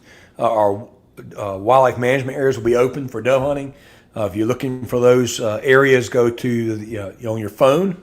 Look at your e-regulations. It lists your wildlife management areas and public dove fields there. Or you can go online to dnr.sc.gov and look for the regulations and the wildlife management area dove field list. Just make sure that you're going to the correct field and know what times and what days they're open, because sometimes they're different. But tonight, we're going to talk about waterfowl a little earlier in the year than normal, but the waterfowl draw system is now open. Folks can go in there, select dates if they want to, or just take a pass for the year and get your points in the waterfowl draw system for DNR. Very popular. Somewhere around 4 years it's taken to 5 years to get drawn now. It's that popular, right up there with the alligator season. Had somebody ask me today about how long it's going to take me to get drawn for alligators. It's about 4 years now. Very popular draw as well, the drawing system. But we're going to talk about waterfowl season, and got Molly Neese coming here again. I want to welcome Molly in. Thanks for being a part of the show. As always, our state waterfowl project leader, Molly Neese. Molly, welcome to the show again. Absolutely. Thank y'all for having me on again. Mm-hmm. Molly, you and I talked last week and decided we talk about it on the show today. We have the early teal season that's coming up September 20th. The Canada Goose season's in full swing. Our early season started September 1st. I know a lot of people out there that enjoy that time of year. You and I talked about how easy it is sometimes to be successful to get on geese in the state, and it's the only way we can control their population on these golf courses and other places where they just overrun the place. It's the one way we can control the population. So this early season is a great asset for us, great tool, and it's very popular. So glad we had that. But teal season, let's talk about that for a minute. Traditionally, in the last how long has it been, Molly? 20 years? We've had an early teal about season? 20 years. About 20 years we've had an early teal season. So, and it's open for both blue and green wing, not one species, but all teal. The difference in the teal season has always been you have to wait until sunrise, not 30 minutes before. A lot of people argue about that and how they miss out on some good shooting, and they may, but the rules are you have to wait till sunrise to shoot so that you can properly identify what you're shooting at, because there is some data to show that there has been some juvenile wood duck shot mistakenly for teal because people just couldn't see enough. So again, teal season does start on September 20th, but there's a change this year. Ma, let's talk about the change. Yep. So season on blue wing teal, early teal season here is a little bit shorter for us this year. We've had for about the past 20 years, it's been a 16-day season. So this year we're down to a 9-day season, and that is because blue wing teal breeding populations really took a decline last year. So we set these seasons based off of these breeding population numbers. We've got a range that breeding population can be in, and when it falls below a certain threshold, we reduce the number of days that we hunt. You would think that reducing a bag limit kind of preserves or saves some birds for us, but it's really more so the effort that we put in and the number of days that we hunt that's more impactful toward our population than the number of birds that we harvest in a single day. So we're down to a 9-day teal season this year because last year our breeding population numbers were right at 4.5 million. So that puts us in our range for that 9-day season. And so hopefully we'll kind of help our populations a little bit that way, but still allow opportunity for our hunters in states that have these special early teal seasons. So those blue-winged teal are pretty unique because they come through a little bit earlier in large numbers, and so this early teal season kind of provides a lot of states opportunity to kind of take advantage and get some hunting opportunity with blue-winged teal that maybe they might not get so much during the regular season. So pretty good opportunity the Fish and Wildlife Service has for us. All right, so I want to stop and make sure folks heard this right, because before everybody blames Molly Neese and the Department of Natural Resources for the shortened teal season, very important fact here, we do not get to set the dates. The U.S. government sets the dates. Fish and Wildlife Service sets the dates based on population numbers, which you heard her talk about. We could be more restrictive. We can't be less restrictive in states. Typically in South Carolina, our department has always leaned on the of doing as much as you can. We give you as many days as you can hunt and as many ducks as we can. So the drop to 9 days is not something that DNR did. Molly didn't do it. She didn't make the decision. I didn't make the decision. It is a decision that was handed to us by the Flyway Council. Isn't that right, Molly? That's absolutely correct. So I'm looking taking right full now, advantage of those 9 days. So we're going to take all 9 days. I'm looking right now. It looks like on DU's numbers, blue and teal went from 4.59 million to 4.432 million, and that's a 4% decline this year. Yep. And then green-winged teal took a 15% decline from 3 million to 2.5. So that's right. That's right. Pretty drastic. It is pretty drastic. You know, we get a pretty good number of green-winged teal here during the winter, so it'll be interesting to kind of see how our green-wing numbers play out. But it was pretty tough habitat conditions in our areas where our green-wings like to nest. There was a lot of drought throughout Canada and portions where they had those really big wildfires too, and I think that really kind of did a number on green wings for the year, but hopefully they'll rebound in spring and summer of 26, and we'll see those numbers kind of come back. They're a species that can kind of rebound kind of quickly for us, so hopefully we'll see those come back. I know blue wings particularly can rebound because when you go to Prairie, Canada, and into the Dakotas where they nest, every ditch has blue-winged teal nested in it. They nest everywhere. That's right. Very prolific. So I'm looking long-term average, blue-winged teal are down 13%, and that's on the long-term average. Green-winged teal, however, are still up 16% on the long-term average. So I guess that's good news. We've seen some bumps, over the time. So we've seen some bumps over the last years of numbers of birds have been up. So green-winged teal going down, 15% is kind of alarming, but when you look at the long-term average, hey, we're still up. So that's right. So another number on there that I saw that I liked, made me pretty happy, was to see gadwall up. So gadwall were up 6% from last year and 17% above their long-term average. So for our coastal hunters and some of our inland areas get good numbers of gadwall. So it's good to see those numbers still performing well in relation to that long-term average. So hopefully that'll play out well for us this winter too. Absolutely. I'm gonna mention another one that people love to hear about. Looks like the pintails up 13% from last year. And I know last year on our waterfowl areas on the coast, Molly, you reported a lot of pintails. That's right. A lot of pintails. If we got even more this year, that would be really incredible this year to see what that looks like on the coast. Absolutely. I'm one of those hunters that's been holding on to my preference points for a while, so I'm going to study pretty good. And I'm going to be thinking about my pintails when it comes to entering for the lottery hunts for waterfowl this year. So we've got that American 3-bird widgeon bag coming for pintails. Absolutely. American widgeon is up 9% this year and up 22%. Now I love widgeon. I love to hear them whistle. Beautiful birds, the old bald pate. And again, Santee Coastal Reserve is famous for having good widgeon. That's right. They had an excellent widgeon year this past year, so it'll be, hopefully we can hope to see a lot of those this coming season too.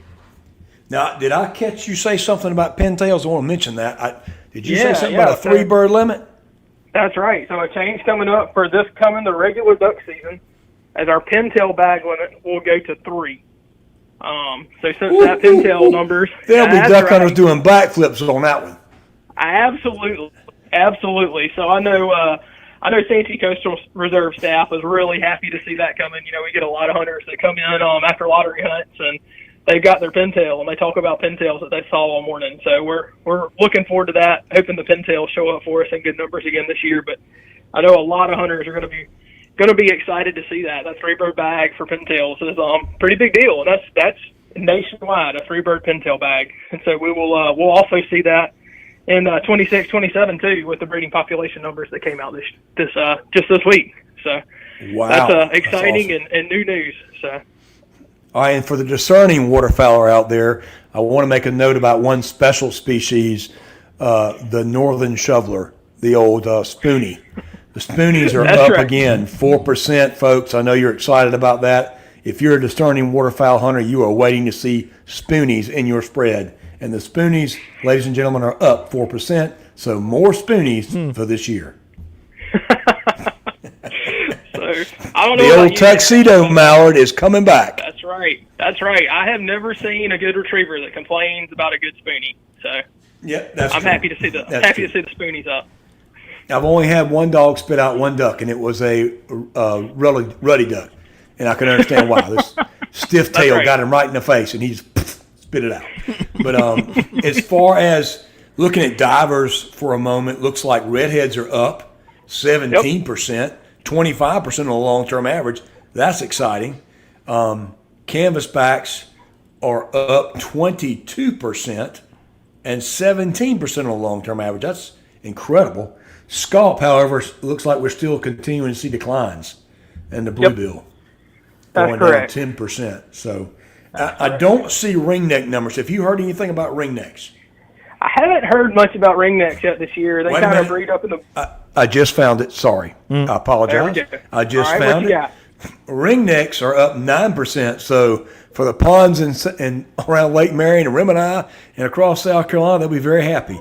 9% increase of ringnecks. Hey, that is great news. Great news. So, must have been good from the Boreal this year. So they tend to kind of get up in a lot of regions we have trouble getting counts on. So it's good to see we got some information there and that those counts are up as well. So, well, that's good. I mean, so it's interesting when you look at all these numbers and up and downs and just, our main duck in South Carolina's wood ducks. Molly, what do we have on wood? What kind of information do we have right now on wood ducks in the state? Yeah, so wood ducks are pretty difficult for us to survey because they're up under tree canopies and in areas that are difficult to count. But we do wood duck surveys kind of from Virginia north. They've got certain routes and set places where they go in and count wood ducks every year. Our wood duck numbers are maintaining steady. I know that we've had very good success banding wood ducks this year across the state. I think we're somewhere right around 600 or 700 wood ducks we banded this year. So pretty good numbers and looking good. I think everything is pretty consistent. So production numbers from what I've seen out of boxes, as counts are looking good. And so I think we can count on our wood ducks to be pretty prolific for us again this year. So I enjoy my opening morning in the swamp with the wood ducks. So I know a lot of other people do too. No doubt about it. Squealers are fun. And they're still at a 3 duck limit, correct? That is correct. A lot of people question that a little bit, but they don't mind going out and shooting the 3. They question it, but they go out and shoot 3 anyway. But it is one of our main ducks here in South Carolina and our homegrown duck. Speaking of ducks here in South Carolina, how about the mottled duck? Molly, what can you tell us right now with our mottled duck population? Yep, it looks like spent a night out banding with Santy Coastal Reserve crew and the Bear Island crew. That's where we do the majority of our mottled duck banding, and it looks like our mottled ducks had a pretty good year. We got into saw a lot of hens with broods. It looks like they probably had a late nest this year, a little later than what we typically see. We saw a lot more young broods than we typically see, but looks like we're going to have a good batch of mottled ducks again for this fall, and our hunters on the coast, it's kind of a prize bird, and they really like those critters. So hopefully we can get a few folks that get their first mottled duck down for the year. It's always fun to see. So no doubt. So outside of those, I know we have some small pockets, and we've mentioned this on the show, and I like to mention it. The different ducks we have. We've got the black belly whistling ducks in the lower portion of the state. Is that correct? Jasper County. Yep. Around there doing are they not doing a little bit of nesting here now? They are doing some nesting here when we've kind of got those birds. We've really been sighted in every county of the state at this point, but majority places that you see them are going to be on our coastal counties. They do use wood duck boxes, but what we've learned from our research in the past 5 to 10 years is that usually about the time that our wood ducks have wrapped up nesting for the year is about the time you see your black bellies come in and start using those nest boxes. So not much of a competition issue going on for nest boxes with our wood ducks. And you'll really see those black bellies nest from now. I've seen little broods, little day or 2 old broods the week of Thanksgiving for black bellies. So they've got a pretty long breeding season, but it's a little later in the year. But those birds are really doing well for us here in the state. Still at a 1 bird bag on those, but they're pretty interesting. And people call those squealers too. You know them when you hear them. You can get into a flight path. They're a lot of fun to work and to hunt. So, all right. So outside, of the tree ducks, there's also the fulvous tree duck. Now the fulvous tree duck is not one that nests here. Is that correct? That's correct. At this point, we don't have any recorded nesting of fulvous in the state. It seems like every year I hear somebody report a fulvous or 2 during the season, but they're still pretty unusual to see here. Okay, and the tree ducks are generally easy to identify by the long pink legs. At least on the black bellies, those long legs and a long neck. They have a long neck and long legs. But anyway, that's right. Phil, don't make any comments. No, sir. No, none. Not stepping into that. No. And then our other interesting duck that we have, the merganser, the hooded merganser here in South Carolina, that we do have, a naturally occurring breeding population. They also they use wood duck boxes. Is there any interesting facts on hooded mergansers we would want to talk about at all? Well, like I said, they will use their cavity nesters. They will use our wood duck boxes. So occasionally, if you're checking your wood duck boxes and you come across an egg that's just a little bit smaller than your wood duck eggs, good chance that it's a merganser. So, but a little rounder, if I remember right. It's a little rounder. That's too. right. That's right. A little smaller and a little rounder. But if you're looking for your prize hooded merganser this season, the bag limit on those is still 1. And it is outside of your limit of 6. That is correct. 1. So a little bonus bird for you. There you go. All right. So, Molly, you and I talked about a lot of things prepping up for the show, just talking about what you would want to relay out there. Anything of interest? I will say this. I do want to hit it real quick because I think it's worth noting. There's been some recent studies on our mottled duck population that you were telling me about. It's very interesting, looking at crossbreeding or mixing with other gene pools. Tell me about that a little bit.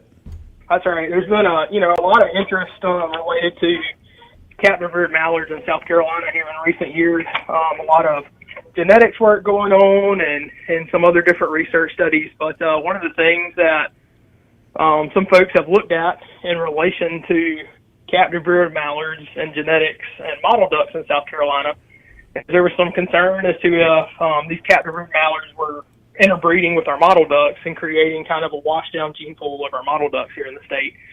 So there's been 2 research studies conducted on that in the last 6 or 7 years, and both of those studies have actually found that the duck that is most likely to breed... Hold on. Drum roll here. The duck most likely to cause a problem. Here it is. Go ahead. Black ducks. That's right, folks. The American black duck, not the mallard. How about that one? So we mentioned earlier, as you can imagine, both of those species are very closely related, actually more closely related than a mottled duck is to a mallard. So both monomorphic species, overall, the same plumage characteristics, look very similar. So if you get a mottled duck hybrid in hand, it can be pretty difficult to differentiate what it might be. So I see every year, a couple of mottled ducks come in on lottery hunts that are just a little bit bigger than what a standard mottled duck is. And so that may be some of our hybrid birds that are coming through. But as far as mottled duck populations go in South Carolina, it's pretty good news that, if we've got hybridization going on in our mottled ducks, that it's occurring with black ducks and not with mallards. So pretty good there for our coastal birds. Absolutely. And I thought it was interesting you said that black ducks actually breed as far south as North Carolina, correct? They do. So you got breeding populations of black ducks in coastal Virginia and in the northern reaches of the coast of North Carolina. So, it could be that some of those birds are kind of wintering down in South Carolina and maybe hanging on a little further into the spring, and that's where I kind of hypothesize our hybridization is coming from. So, but pretty neat that black ducks are nesting that far south and doing really well in North Carolina. That's very surprising. But before we finish the show tonight, Molly, again, thank you for joining in. I want to remind folks, if you're going to take part in any of our early waterfowl seasons, whether it be early teal or the Canada goose season, early goose season, make sure that you've got the proper license. You got to have your state hunting license. You got to have your migratory bird permit, the HIP permit, and the migratory waterfowl permit, which is the old state duck stamp, and then your federal duck stamp as well. All of that can be purchased on your phone. All you got to do is go to our app on your phone. You can go to Go Outdoors SC is the app. You can go to the App Store and find it on the Apple or on your any other device. I always forget Apple is not the only thing out there. So Apple or Android, go to Go Outdoors SC. You can purchase all of your licenses, your Waterfowl permits are electronic. The federal waterfowl permit is now electronic, and you don't have to ever have a signed stamp anymore. You just have to have that permit on your license on your phone. So those are things to remember. Remember, again, you got to have use non-toxic shot. You have to make sure that your gun is properly plugged. It cannot hold more than 3 shells. And again, if you're hunting teal in the morning, make sure that you do not begin shooting before official sunrise. Again, thanks for joining the show tonight, Molly. Thanks for those of you listening out there. I hope you have a safe weekend hunting a field in South Carolina. Thank you, Major, and thank you, Molly. The new M&M guys here on Sports Talk SC Wild from the Department of Natural Resources. If you had any questions about ducks, those questions have been answered. Have a great night. We'll see you tomorrow.